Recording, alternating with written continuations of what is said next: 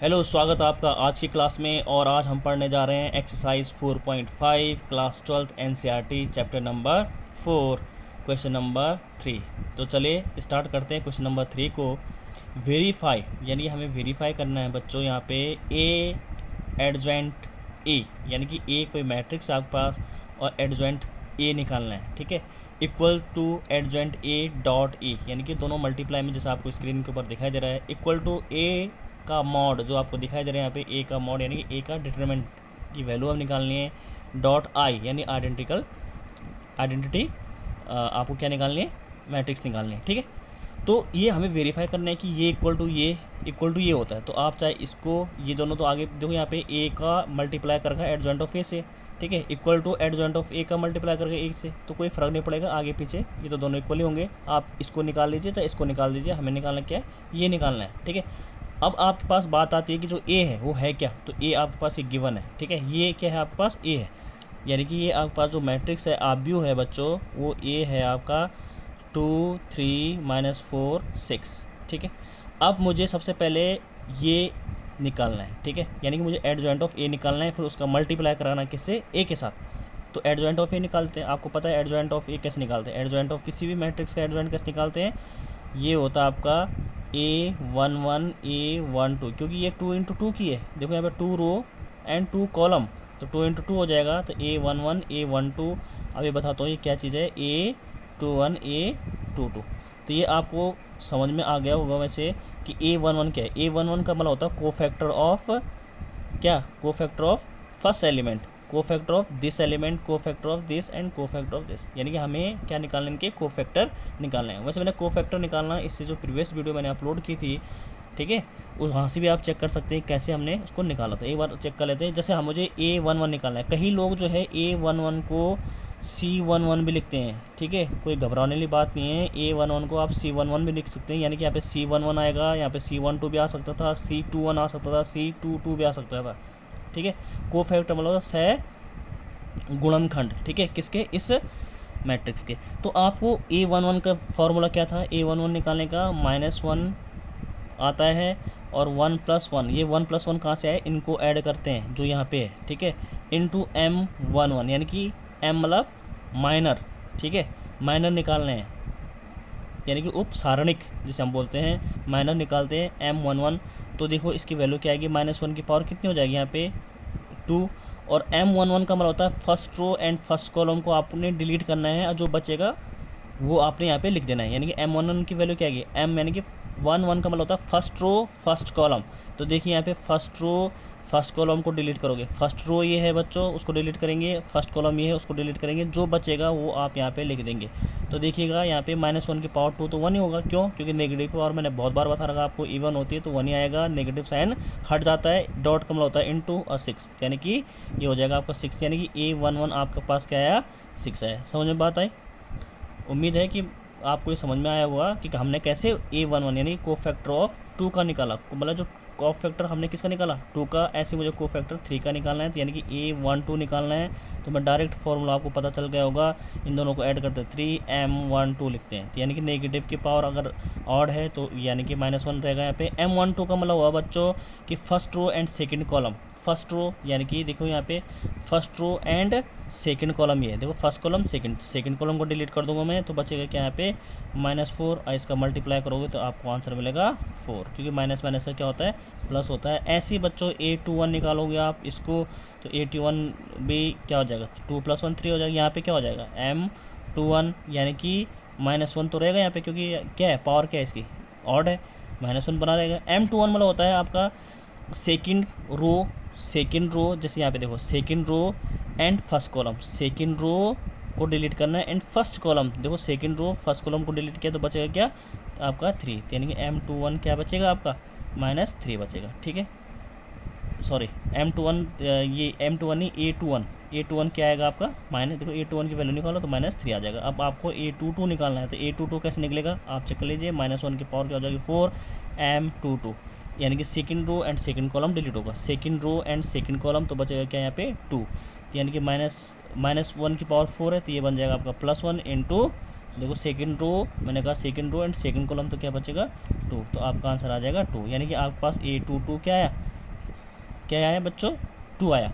अब यहाँ पे देखेंगे आप कि आपको निकालना क्या है, आपको निकालना है एडजॉइंट निकालना है। तो adjoint of A equal to क्या आ जाएगा, देखो वैल्यूज़ पुट करेंगे यहाँ पे, वैल्यूज़ पुट करूँगा मैं यहाँ पे A11 की, A12 की, A21 की, A22 जो आपने अभी भी निकाल लिया, क्लियर है। तो रख लेंगे यहाँ पे A11 कितना आएगा चेक करो 6 आया, A21 कितना आएगा, A12 क्या है 4 आया, यहाँ पे क्या कितना आएगा, यहाँ पे कितना आएगा, यहाँ पे देखिए आप 21 माइनस 3 और यहाँ पे आ जाएगा आपका 2 का ट्रांसपोज निकालना है, यानी ट्रांसपोज मतलब उसका परिवर्त निकालना। तो परिवर्त कैसे निकालते हैं आपको मालूम है, यानी जो फर्स्ट रो है वो कॉलम बन जाएगी और सेकंड रो जो है वो सेकंड कॉलम बन जाएगा। तो ये आपका एडजॉइंट निकालना मैंने आपको बताया, ये एडजॉइंट निकला भी आपका, ठीक है।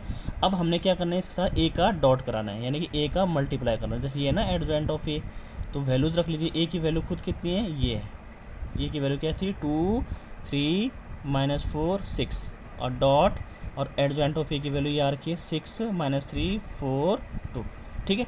अब इसको ज़रा मल्टीप्लाई करके देखिए कैसे करते हैं, दो मैट्रिक्स का मल्टीप्लाई, दो आप का first row and first column. तो देखो यहाँ पे क्या हो जाएगा 2 इंटू क्या होगा, पहले 2 इंटू 6, फिर प्लस 3 इंटू 4, फिर इसका इसके साथ होगा 4 इंटू 6 प्लस 6 इंटू 4, इसका इसके साथ होगा।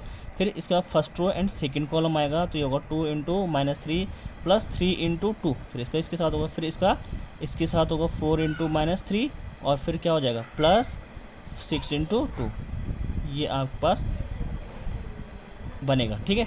अब यहाँ पे देखिए आप जरा इसको मल्टीप्लाई, 6 2 जा 12 होता है, यहाँ पे भी 6 2 जा क्या हो जाएगा 12 हो जाएगा। यहाँ कितना हो जाएगा 6 4 जा 24 और यहाँ हो जाएगा प्लस 24, ये हो जाएगा -3 2 जा 6 प्लस 6, ये हो जाएगा आपका -12, माइनस माइनस का प्लस हो जाएगा, 4 3 जा 12 होता है और 6 2 जा 12, ठीक है। अब देखिए यहाँ पे आ जाएगा बच्चों आपका 24, ये आपका कैंसिल आउट हो जाएगा 0, यहाँ पे भी कैंसिल आउट हो जाएगा क्योंकि एक प्लस है एक माइनस है, तो ये बन जाएगा 0, यहाँ पे हो जाएगा आपका 24। देखो इससे आप 24 कॉमन ले लेंगे, ठीक है। 24 कॉमन आएगा तो क्या बचेगा यहाँ पे 1 0 0 1, क्लियर है। अब आपको पता है 24 कॉमन आ गया, तो इसको हम क्या बोलते हैं आइडेंटिकल मैट्रिक्स, तो इसको मैं लिख सकता हूँ आई, ठीक है। इसको क्या लिख सकता हूँ मैं आई। तो ये आया आपका एडजॉइंट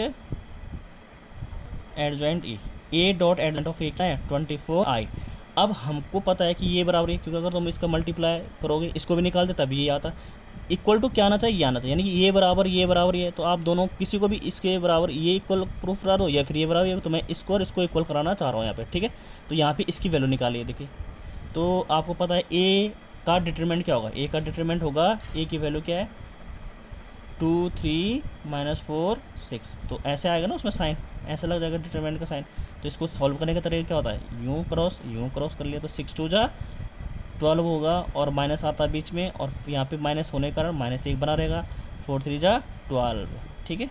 तो ये हो जाएगा आपका कितना 12 माइनस माइनस का प्लस हो जाएगा, यानी कि 24, और इसको मैं लिख सकता हूँ 24 आई, क्यों, क्योंकि कोई फ़र्क नहीं पड़ेगा, आई आइडेंटिकल है तो आई लिख सकते हैं आप। तो देखेंगे यहाँ पे ये इक्वल टू ये आया, 24 को 24 इंटू आई लिख सकते हैं, कोई फ़र्क नहीं पड़ेगा। आप आई की वैल्यू चाहे रख लीजिए, आई की वैल्यू क्या होती है, ये होती है 1 0 0 1, रख लीजिए तभी 24 ही आएगा, क्लियर है। अब आपको ये और ये आपका क्या आ गया बराबर आ गया, तो आप लिख सकते हैं कि A dot adjoint of A equal to 24 I, ठीक है 24 आई, यानी कि ए की वैल्यू क्या आई 24, ए की वैल्यू क्या आई। या फिर आप ऐसे करो, इसको काट दीजिए, कैंसिल कर लीजिए, आप यहाँ पे देखो ए डिटरमिनेंट की वैल्यू कितनी आई, ए सारणी की वैल्यू कितनी 24 आई, तो देखो यहाँ यहीं पे रख लो, एड a dot adjoint of A equal to 24 की जगह में क्या रख लो आप, देखो 24 की जगह में ये रख सकते हैं ना आप, 24 की जगह में ये रख सकते हैं, क्या रख सकते हैं ए डिटरमिनेंट, और पीछे से क्या है आई।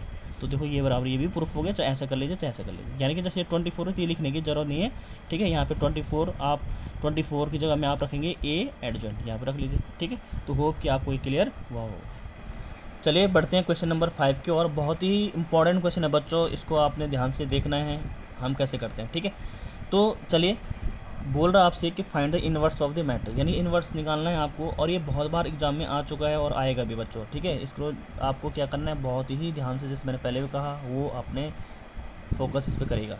तो देखो यहाँ पे बोल रहा है इनवर्स, तो आपको पता है कि इसका मतलब इनवर्स वाला होता है कि इसको मैं ले लेता हूँ लेट ए इक्वल टू ये मैट्रिक्स है, इसको मैंने क्या ले लिया कि ये क्या है ए है, सपोज कोई मैट्रिक्स है ए, ठीक है। तो इन्वर्स यानी कि इसका इन्वर्स है तो उसको हम नोटेशन ये होता है, आपको पता है ए इन्वर्स। इसकी जो वैल्यू होती है बच्चों वो होती है ए का determinant of and dot adjoint of a. ये आपको फॉर्मूला याद रखना है, सिंपल सा और बहुत ही इंपॉर्टेंट, ठीक है। तो इसका मतलब क्या हुआ बच्चों कि सबसे पहले मुझे किसकी ज़रूरत पड़ रही है भाई, इन्वर्स निकालने में मुझे पहले ए का मॉड यानी कि ए का डिटरमिनेंट की जरूरत पड़े। तो आपको पता है ए तो ये है, अब इसका मॉड लगाओगे तो इसका मतलब ये वाला यहाँ पे क्या आ जाएगा, यहाँ पे मॉड आ जाएगा और इसके एलिमेंट क्या होंगे 2 - 2 4 3। अब इसको सॉल्व कर लीजिए, इसका वैल्यू कितनी आएगी, इसका यहाँ होगा 3 2 जा कितना होता है 6 होता है, माइनस और माइनस 4 2 जा 8 आ जाएगा, ठीक है। तो 6 + 8 ये कितना हो जाएगा आपका 14। तो यानी कि इसकी वैल्यू आए आपकी ए मॉड की या ए आपका जो डिटरमिनेंट है उसकी वैल्यू आए कितनी 14, जो 0 के बराबर नहीं है, यानी कि क्या है नॉन सिंगुलर है, ठीक है। अब क्या होगा कि आपको एडजॉइंट ऑफ ए निकालना है और फिर हम इसका क्या करेंगे, यहाँ पे मल्टीप्लाई का साइन है, कुछ नहीं तो क्या है यहाँ पे मल्टीप्लाई डॉट है, ठीक है। तो एडजॉइंट निकाल दीजिए। अभी आपको बताया प्रीवियस क्वेश्चन में मैंने कि एडजॉइंट ऑफ ए कैसे निकालते हैं। एडजॉइंट ऑफ ए का मतलब क्या होगा कि आपको कोफैक्टर निकालने पड़ेंगे हर एलिमेंट के, जिससे मैं पहले ही निकालता था, है ना। तो कोफैक्टर निकालोगे, उसका ट्रांसपोज, उसका एक मैट्रिक्स का फॉर्म में लिखोगे, उसका फिर ट्रांसपोज कर दोगे।